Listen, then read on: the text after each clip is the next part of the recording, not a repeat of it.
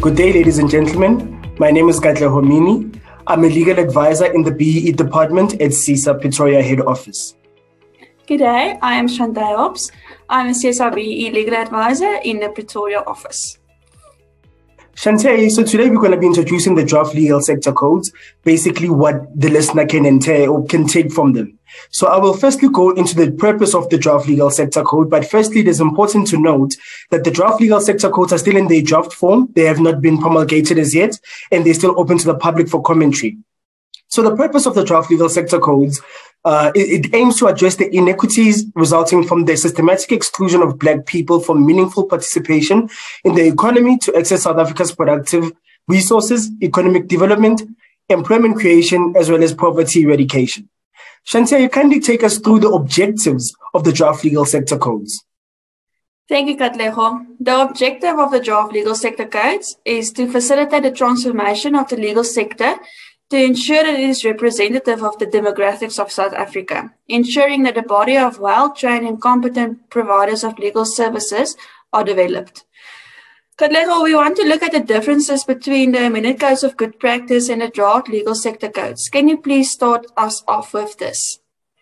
Okay, starting off, we're going to look at the weighting as well as the targets of both the draft legal sector codes as well as the amended code of good practice, I beg your pardon, as well as where they differ.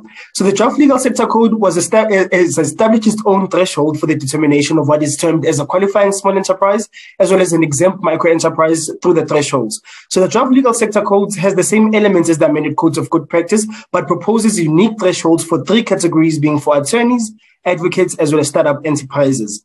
These reflect the specific structure of the legal service profession in South Africa. Shantay, kindly take us through the first element, being ownership under the BEE scorecard.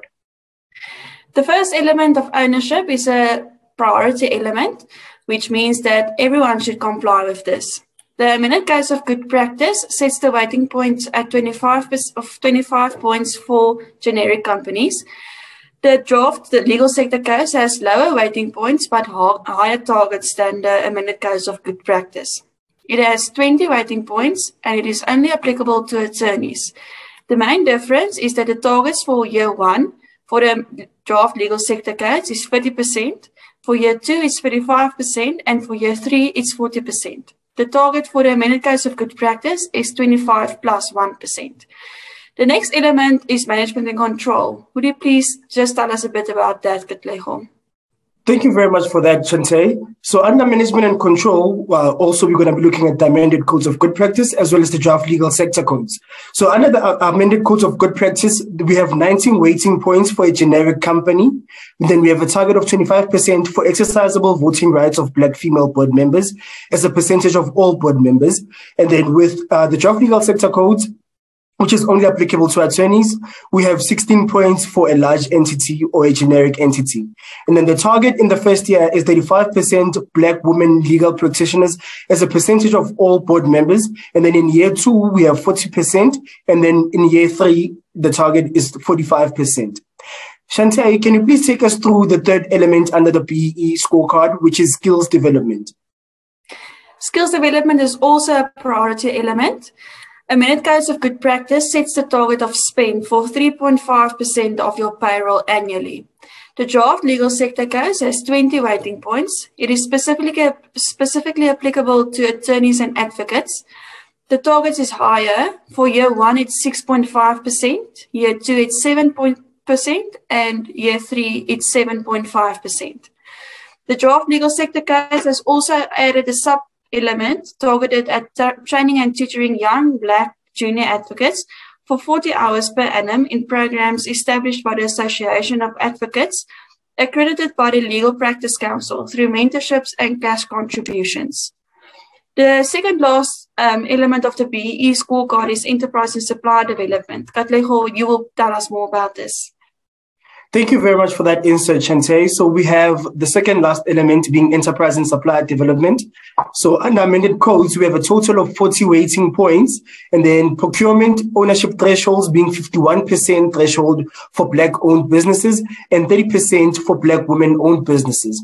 And then the target spending for the above-mentioned two is the 50% of the thresholds. And then under the draft legal sector codes, which is only applicable to attorneys under this element, once again, 40% of the weighting points. And then we have procurement ownership thresholds of 75% threshold for Black-owned businesses, as well as 51% Black female-owned businesses. The target being 50% spending with the above-mentioned thresholds. And then lastly, we have socioeconomic development. Are you going to take us through socioeconomic development, please, Chante? Yes, Katlego. The amended Codes of Good Practice has 5 weighting points, and the target is set for spending 1% of your net profit after tax. The draft legal sector codes is specifically applicable to attorneys and advocates. It has 6 weighting points.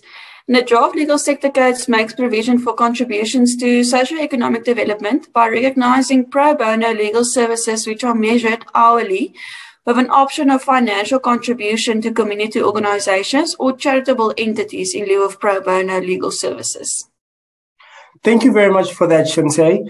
Ladies and gentlemen, like we explained at the beginning of the recording, so the draft legal sector codes are available for commentary by the public, and they still lie available for comment from the 22nd of July 2022. Should you have any further questions, please do not hesitate to contact your nearest CISA branch, and we'll be able to assist you.